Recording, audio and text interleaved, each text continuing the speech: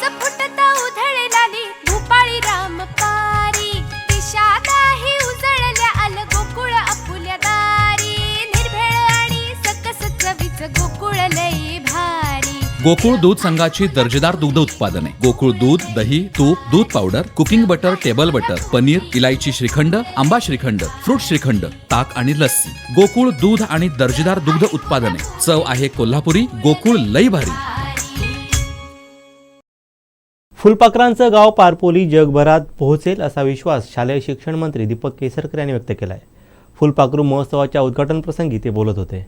या कार्यक्रमासाठी मला तुम्हाला मुद्दाम ओळख करून दिली पाहिजे की जे पाचगणी मुद्दाम या ठिकाणी आले असं माझे युवा सहकारी नितीन भिलारे स्वतः आर्किटेक्ट आहे आणि निसर्ग भ्रमणांचा त्यांची जी साईट आहे याला किती सबस्क्रायबर आहे तुमचे, किती लोक तुमच्या साईटला व्हिजिट करतात? रोज 5 ते 8 हजार लोक हे त्यांनी जे भ्रमंती म्हणून त्यांचा कार्यक्रम आहे त्याला रोज 5 ते 8 हजार ही लोक व्हिजिट करत असतात। शेवटी नुसतं महोत्सव घेऊन गावाचा विकास होत नाही, या ठिकाणी वर्षभर पर्यटन चाललं पाहिजे आणि म्हणून ज्याला फुलपाखराचं गाव म्हणून पारपोलीची निवड करण्याची वेळ आली त्याला मी तुम्हाला सांगू इच्छितो की हे जे नितीन भिलारे हे ज्या गावामधून आलेले आहेत तिथं पुस्तकाचं गाव आहे आणि पुस्तकाचं गाव म्हणून लाखो लोक ही वर्षाला पाचगणीला भेट देत असतात। आपल्याला माहिती आहे की प्रसिद्ध कवी मंगेश पाडगावकर हे सावंतवाडीमध्ये त्यांचं मूळ गाव, परंतु त्यांचा जन्म झाला वेंगुर्ल्यामध्ये आणि म्हणून त्यांच्या स्मरणार्थ आपण उभा दांडा हे कवितांचं गाव म्हणून घोषित केलेलं आहे। लवकरच या गावाचं काम सुरू होईल। जसं मी पारपोलीमध्ये आलो आणि तुमची मीटिंग घेतली त्यावेळेला तुम्हाला कदाचित हे पटलं नसेल की जे आंबोलीचं स्थान पर्यटनाच्या नकाशावर आहे महाराष्ट्राच्या ते पारपोलीचं नाव सुद्धा होईल असं तुम्हाला मी सांगितलं होतं। त्या कामी आदरणीय अमित कामत साहेब आहेत, इथं आर्किटेक्ट आहेत, इथून उभे राहिलेला लोकांना बघून दे, त्यांनी खूप काम केलं। त्याच्यामध्ये हेमंतजी उगले आहेत, तर उभं राहा, यांचं खूप संशोधन हे फुलपाखरांवर आहे, सरपटणाऱ्या प्राण्यांवर आहे। तसं या ठिकाणी काका दिसते आहेत, काका जरा उठून उभे राहा, लोकांना दिसून दे, यांचं सुद्धा खूप काम हे या संशोधनामध्ये आहे। त्याच्याच बरोबर आपल्याला मुद्दाम सांगितलं पाहिजे की इथं आपले सर DFO सुद्धा आलेले आहेत, त्यांनी सुद्धा भरपूर मेहनत घेतलेली आहे। बघा, हा एक दिवसाचा कार्यक्रम नाही, हा फुलपाखरू महोत्सव आहे, परंतु सिंधुरत्नच्या अध्यक्ष म्हणून मी घोषित करतो की यापुढे फुलपाखराचं गाव हा स्टेटस हा आपल्या गावाला देण्यात येईल आणि कायमस्वरूपी पारपोली हे गाव फुलपाखराचं गाव म्हणून संपूर्ण महाराष्ट्रामध्ये ओळखले जाईल।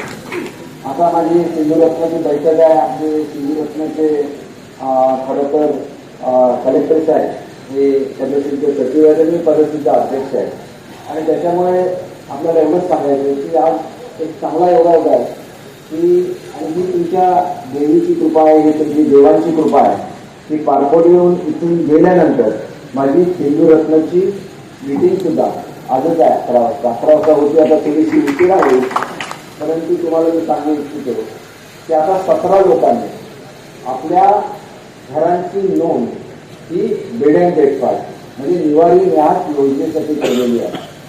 तर तुम्हाला वर्षभर कशा रीतीने व्यवसाय मिळत राहील हे आम्हाला बघितलं पाहिजे आणि 17 पुरती ही संख्या मर्यादित राहता कामा नये।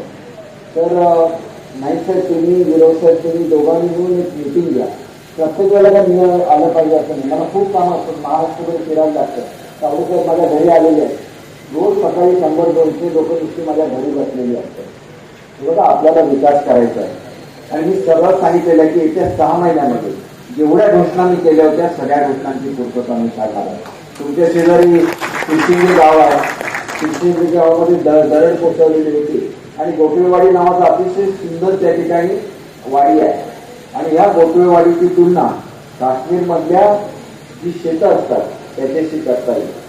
जसा तुमचा विकास होणार तसा गोटवेवाडीचा सुद्धा विकास होणार। या ठिकाणी तुम्ही लोकांची यादी काढा आता तुमच्याकडून येताना वाटेत शिरोडकर साहेबांची बाग आहे, तिथं वनपर्यटन होऊ शकतं.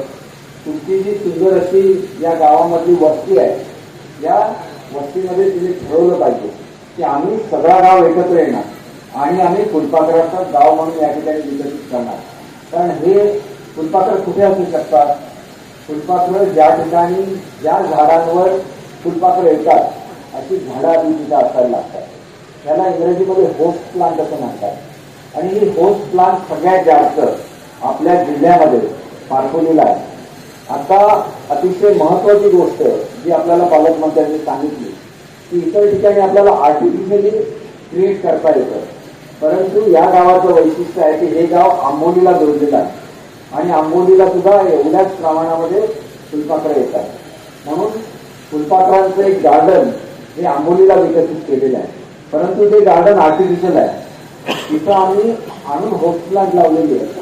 मला आपल्याला एक गोष्ट सांगायची आहे की केरळ फॉरेस्ट रिसर्च इन्स्टिट्यूट आपला करार, खरं तर पूर्वीच्या वेळेपुणे मी स्वतः तिथं जाऊन आलो. हा करार करण्यासाठी KFRIचे लोक इथं आले, परंतु प्रत्यक्षात हे होऊ शकलं नाही.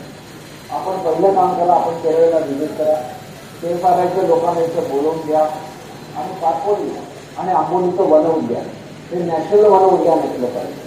जिथं तुम्हाला संशोधन करायला लागतं त्या सगळ्या फॅसिलिटीज आंबोलीला असतील. तुम्हाला नवीन फुलपाखरांचं संवर्धन करायला लागलं त्याच्या ज्या लॅब्स असतील त्या आंबोलीला असतील, परंतु ही सगळी फुलपाखरं येणार कुठे शेवटी पारखोलीला आहे. कारण काय की तुम्ही निसर्ग आहे, तुम्हाला तुमच्या गावाची अजून किंमत समजलेली नाही आहे. काश्मीरमध्ये जशा नद्या येतात तशा नद्या तुमच्या गावामध्ये आहे. आंबोलीला जो धबधबा आहे तो सुद्धा पारखोली गावामधला आहे.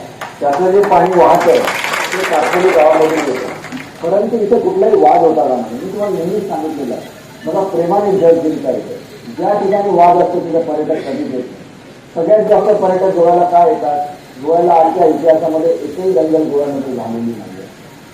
आपलं प्रेम, आपली एकी ही तुम्हाला जगाच्या पातळीवर घेऊन जाईल, परंतु ती एकी राखली पाहिजे. आज एक लक्षात घ्या की मी नवरात्रीला इथं आलेलो आहे. नवरात्रीला इथं आल्यानंतर पुढच्या एका दिवसामध्ये सगळी जी 3.5 शक्तिपीठं आहेत सगळ्यांचं मी दर्शन घेणार आहे. आणि त्या दर्शन घेत असताना तुमच्यासाठी मी प्रार्थना सुद्धा करणार आहे. एक लक्षात ठेवा, देवीचं नाव घेऊन चालत नाही, देवीची सेवा करायला लागते. अनेक वर्ष महालक्ष्मीचं मंदिर जे प्रमुख शक्तिपीठ आहे महाराष्ट्रातलं, त्या महालक्ष्मीच्या देवळामध्ये लोकांना टॉयलेट सुद्धा नव्हतं. मी आल्यानंतर तिथल्या सगळी ऑफिसेस आहेत ती खाली केली. त्यामध्ये MTDCचं ऑफिस असेल तर एका स्टॉलमध्ये MTDCचं ऑफिस होतं. ते ऑफिस तिथल्या जुन्या राजवाड्यामध्ये गेलं.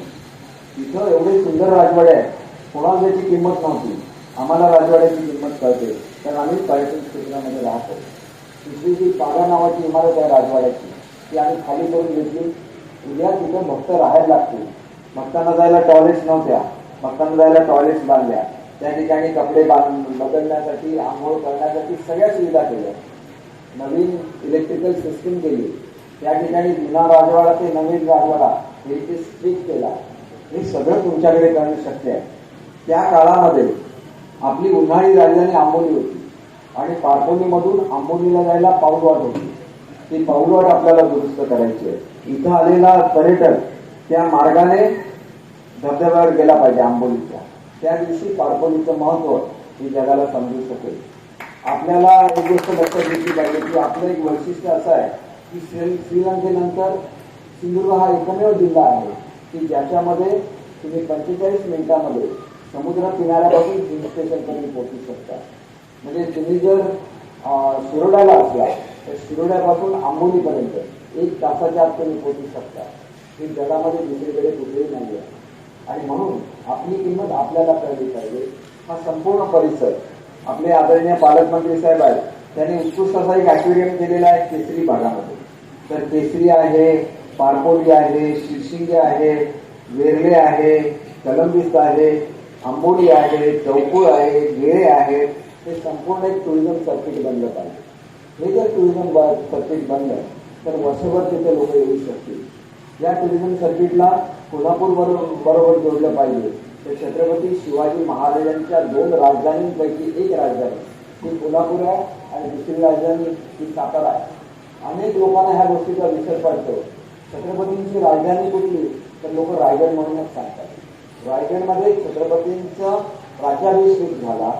छत्रपती असताना रायगड ही त्यांची राजधानी होती.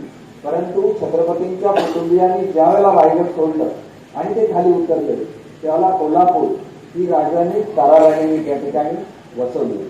आपल्या सर्वांना आदरणीय असलेल्या छत्रपती संभाजी महाराजांना ज्या वेळेला औरंगजेबने कारस्थान करून ताब्यामध्ये घेतलं त्यावेळेला हे राज्य संपलं की काय, छत्रपतींचं स्वराज्याचं स्वप्न भंग झालं की काय, हे हिंदवी स्वराज्य संपलं की काय अशी शंका ज्यावेळेला निर्माण झाली त्यावेळेला ताराराणींनी कोल्हापूरची स्थापना केली. आणि अनेक जे शूर सरदार आहेत त्याच्यामध्ये संताजी धनाजी ही नावं तुम्ही इतिहासामध्ये ऐकलेली आहे. परंतु संताजी धनाजी हे कोल्हापूर जिल्ह्यामधले आणि छत्रपतींचे शूर सरदार होते. आणि म्हणून असं म्हटलं जायचं की मोगलांना ते घोडे जर पाण्यामध्ये पाणी प्यायला गेले तरी त्याच्यामध्ये त्यांना संताजी धनाजी दिसायचे. त्या संताजी धनाजींची जी स्मृतीस्थळ आहे त्याच्यासाठी कोल्हापूरचा पालकमंत्री म्हणून मी पैसे दिलेले आहेत. ज्या पन्हाळ्याच्या पावन खिंडीमध्ये बाजीप्रभूने त्या ठिकाणी देवाची बाजी लावली आणि छत्रपतींना सुखरूप त्या ठिकाणी पोचवलं, त्या बाजीप्रभूंच्या त्या जी पवन खिंड आहे त्याच्यासाठी पैसे दिलेले आहेत, तिथल्या निवारासाठी पैसे दिलेले आहेत. शेवटी हे आपलं वैभव आहे. छत्रपती शिवाजी महाराजांच्या स्मृती हे आपलं वैभव आहे. तसंच आपण एक गोष्ट लक्षात घेतली पाहिजे की सावंतवाडी संस्थान हे वेगळं होते. तो छत्रपती शिवाजी महाराजांच्या संस्थानाचा भाग नव्हता आणि त्याच्यामुळे पोर्तुगीजांबरोबर जो सावंतवाडीचा करार झाला त्या करारामुळे केवळ छत्रपतींची सेना गोव्यामध्ये जाऊन त्यांनी गोवा जिंकलं नाही, नाहीतर गोवा जिंकणं हे त्यांच्या डाव्या हाताचा खेळ होता. परंतु छत्रपती शिवाजी महाराज इथल्या पारगड किल्ल्यावर आलेले होते जे चंदगड तालुक्यामध्ये आहे आणि तिथून त्यांनी गोव्याची पाहणी केलेली होती. आणि ते दरारा त्यांचा होता पोर्तुगीजांवर की त्याच्यामुळे कधीही पोर्तुगीजांची हिंमत नाही झाली की त्या ठिकाणी काही आपण चुकीचं केलं तर छत्रपतींच्या फौजा बघायला संपवतील हा त्यांना विश्वास होता. आणि म्हणून सावंतवाडी संस्थानचा जो इतिहास आहे तो सावंतवाडीचा संस्थानचा इतिहास हा इतिहास गड किल्ल्यांमध्ये आहे. सावंतवाडीवर ज्याला आक्रमण झालं होतं त्याला मनावर मनसंतोष गडावर सावंतवाडीचं जे रॉयल फॅमिली आहे जे आमचे राजे साहेबांचे कुटुंबीय आहे ते त्यांना त्या ठिकाणी ते गेलेले होते आणि त्यांचं रक्षण करण्याचं काम ते इथले जे कलंदिस्त आहे, वेर्ले आहे, पारपोली आहे, चौकुळ आहे, आंबोली आहे, यांना सैन्याची परंपरा काय तर त्या सैन्याच्या परंपरेमागे सावंतवाडी संस्थांचा इतिहास दडलेला आहे. आणि म्हणून ज्याला महात्मा गांधी आजारी होते त्याला 3 महिने स्टेट गेस्ट म्हणून ते आंबोलीच्या राजवाड्यामध्ये होते. ह्या सगळ्या सावंतवाडी संस्थांचा इतिहास आहे. तो इतिहास पुन्हा एकदा जिवंत झाला पाहिजे. तर मग ती जी पाऊलवाट ती त्या काळामध्ये संस्थांनी बांधली ती पाऊलवाट लोकांना बघायला मिळाली पाहिजे. आमचे दिवसभरातले सर्व अपडेट्स, ताज्या घडामोडी आणि थेट लाईव्ह पाहण्यासाठी सबस्क्राईब करा, लाईक करा कोकणचं नंबर 1 महा चॅनल कोकण 7 लाईव्हचं YouTube चॅनल.